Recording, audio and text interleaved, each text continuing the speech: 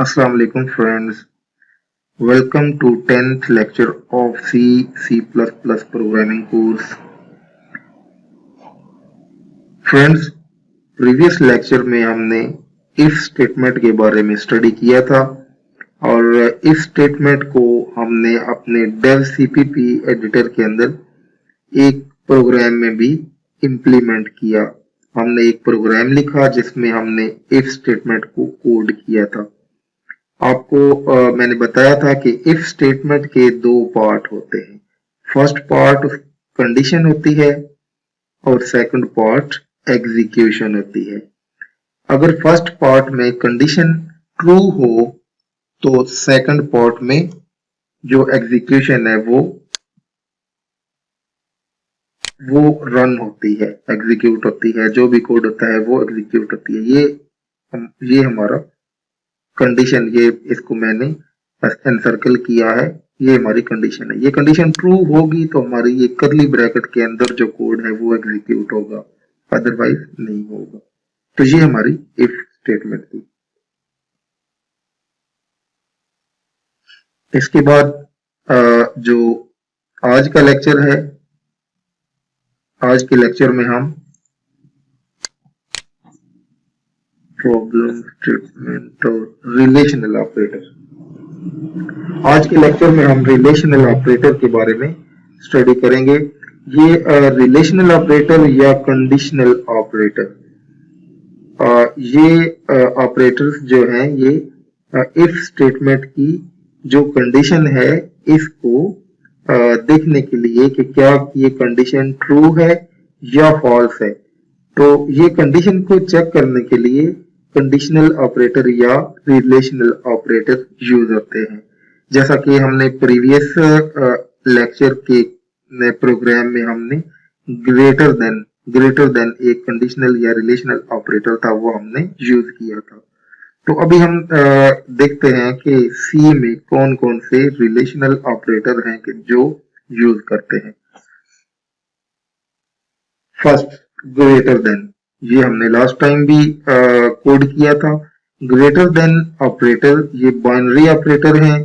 Binary operator वो है कि जिस ऑपरेटर के बोथ साइड पे एक एक ऑपरेंड यानी कि टोटल 2 ऑपरेंड होते हैं, वो बाइनरी ऑपरेटर कहलाते हैं।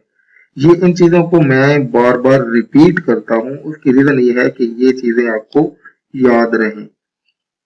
ओके, तो ये ग्रेटर देन ऑपरेटर की लेफ्ट साइड पे एक वैल्यू होती है और राइट साइड पे एक वैल्यू होती है।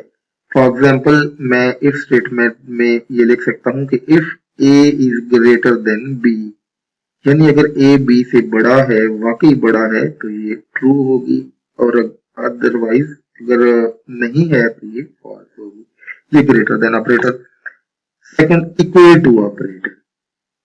ये इक्वल टू ऑपरेटर ये थोड़ा सा असाइनमेंट ऑपरेटर और इक्वल टू ऑपरेटर ये थोड़े से कंफ्यूजिंग है। कंफ्यूजिंग कहते हैं कि जो हमारा असाइनमेंट ऑपरेटर है वो ये होता है सिंगल, ठीक है, और जो हमारा इक्वल टू ऑपरेटर है वो डबल इक्वल होता है, डबल इक्वल, ठीक है।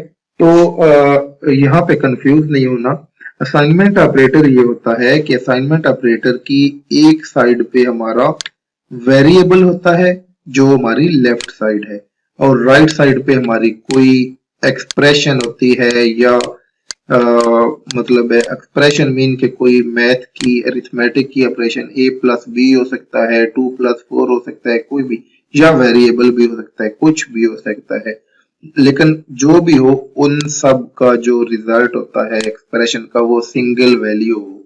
तो होता ये है कि ये असाइनमेंट ऑपरेटर उस सिंगल वैल्यू को इस वेरिएबल के अंदर सेव करता है यानी असाइन करता है। तो ये असाइनमेंट ऑपरेटर का ये काम है। ऑन द अदर हैंड जो हमारा ये इक्वल टू ऑपरेटर है, ये इक्वल टू ऑपरेटर हमारा एक्चुअली दो वैल्यूज को कंपेयर करता है, यानी कि अगर इस साइड पे दो वैल्यूज में आपका वेरिएबल भी हो सकता है, आपकी कोई वैल्यू भी हो सकती है। Let's suppose a is equal to c, ठीक है। तो ये कंडीशनल है कि अगर a is equal to if, और ये आपको पता है ये पैरेंथेसिस के अंदर लिखे जाते हैं कि अगर a इज इक्वल टू सी, अगर a c के बराबर है, तो ये कंफ्यूज नहीं होना। इस इक्वल ऑपरेटर की बोथ साइड पे वेरिएबल हो सकते हैं, बोथ साइड पे वैल्यूज हो सकती हैं, बोथ साइड पे नंबर हो सकते हैं, लेकिन असाइनमेंट ऑपरेटर की लेफ्ट साइड पे, सिर्फ लेफ्ट साइड पे वेरिएबल हो सकता है, राइट साइड मीन के लेफ्ट साइड पे वेरिएबल के अलावा और कुछ नहीं हो सकता। राइट साइड पे वेरिएबल भी हो सकता है, एक्सप्रेशन भी हो सकती है, वैल्यूज भी हो सकती है। ओके, तो आई थिंक ये आपको क्लियर हो गया होगा कि डबल इक्वल और सिंगल इक्वल का क्या मतलब है। तो ये इक्वल ऑपरेटर, इसके बाद लेस देन ऑपरेटर।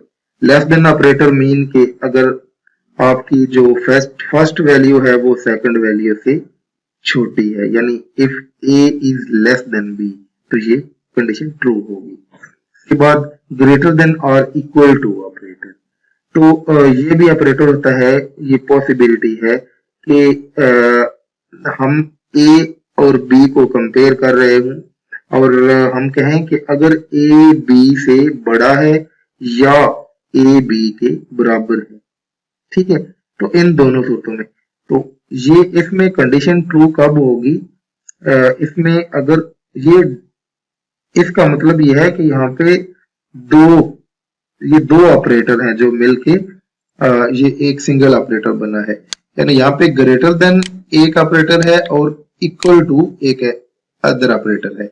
यानी इसको आप ऐसे लिख सकते हैं कि अगर if a is greater than b, या ठीक है, या हम कह सकते हैं कि a is equal to b, तो इन दोनों मतलब अगर a b से बड़ा है या a b के बराबर है, ठीक है, तो अगर ऐसा हो तो फिर ये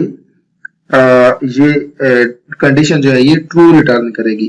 तो इसको हम अगर कंबाइन करें तो हम ऐसे लिख सकते हैं कि if a is greater than और इक्वल टू b, ठीक है, तो ये ट्रू कब होगा, जब कोई एक भी इनमें कंडीशन मतलब है कि अगर a b से बड़ा भी है या a b के बराबर भी है, तो ये ट्रू होगा। ओके, तो नेक्स्ट है लेस देन और इक्वल टू, सेम कि अगर a b से छोटा हो या a b के इक्वल हो तो कंडीशन ट्रू होगी। और last one not equal to, ये नॉट इक्वल टू क्या है, ये भी एक ऑपरेटर है जो कि